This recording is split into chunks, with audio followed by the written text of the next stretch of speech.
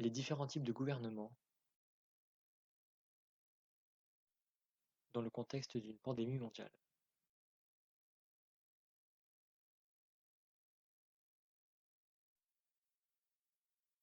En décembre 2019, le premier cas de Covid-19 est détecté en Chine. Le 24 janvier 2020, le premier cas est détecté en Europe.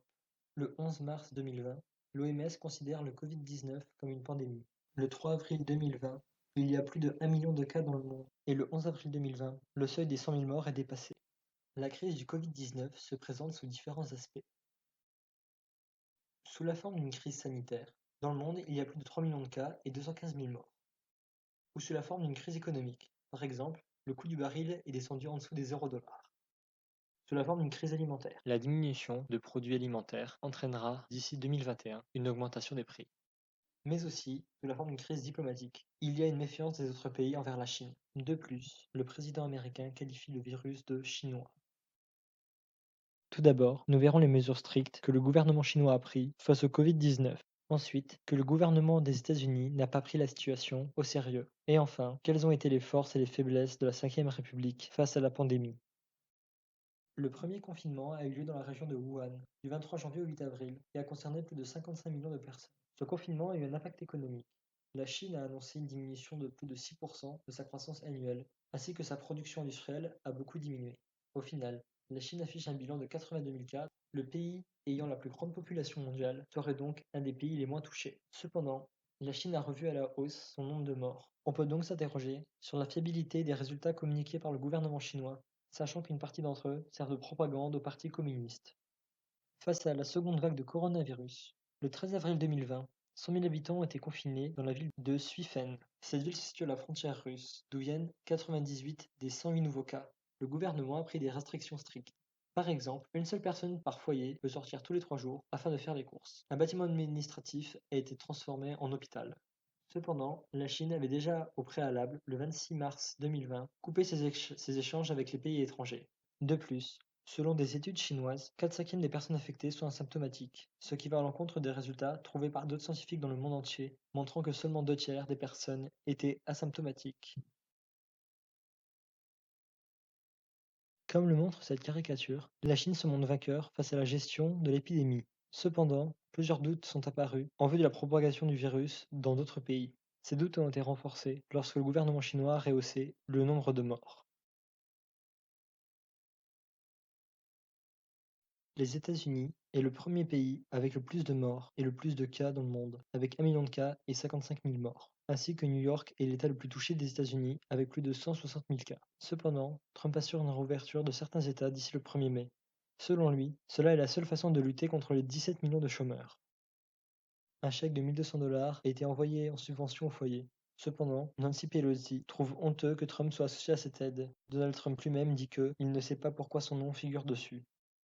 Trump remet aussi en cause l'utilité de l'OMS. Il les critique publiquement et arrête de les financer. Cette caricature montre bien les agissements du président américain. Depuis le début de l'épidémie, le président vulgarise et déforme des propos scientifiques, comme le montre cette vidéo. Supposing we hit the body with a tremendous, whether it's ultraviolet or just very powerful light, and then I said, supposing you brought the light inside the body, which you can do either through the skin or in some other way. And I think you said you're going to test that too. Sounds interesting. Right, and then I see the disinfectant where it knocks it out in a minute. And is there a way we can do something like that by injection inside or almost a cleaning? So it'd be interesting to check that. La Cinquième République a été fondée en 1958 par le général de Gaulle et 7 présidents lui ont succédé. Les citoyens élisent pour 5 ans le président, qui lui-même nomme son gouvernement. Ils élisent aussi, pour 5 ans, l'Assemblée nationale. Les députés, les conseillers régionaux et généraux, ainsi que les députés des conseils municipaux, élisent les membres du Sénat, élus pour 9 ans. Le gouvernement, l'Assemblée nationale et le Sénat nomment chacun 3 membres du Conseil constitutionnel. Les citoyens, ainsi que les députés, représentent les électeurs. L'Assemblée nationale et le Sénat représentent le pouvoir législatif, le gouvernement le pouvoir exécutif, ainsi que le Conseil constitutionnel le pouvoir de contrôle. Pendant cette période de crise, la Cinquième République a montré des forces et des faiblesses. Elle a pu donner une subvention allant de 500 à 1500 euros au personnel médical. De plus, le gouvernement, dans la Cinquième République, centralise le pouvoir exécutif, ce qui lui permet de prendre des décisions rapidement.